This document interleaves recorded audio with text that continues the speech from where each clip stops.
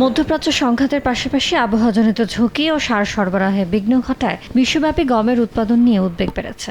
এতে সপ্তাহ ব্যবধানে বুশেল প্রতি দাম ১.৭৬% বেড়ে দাঁড়িয়েছে $৬। মাস ব্যবধানে বেড়েছে ২.৮০%।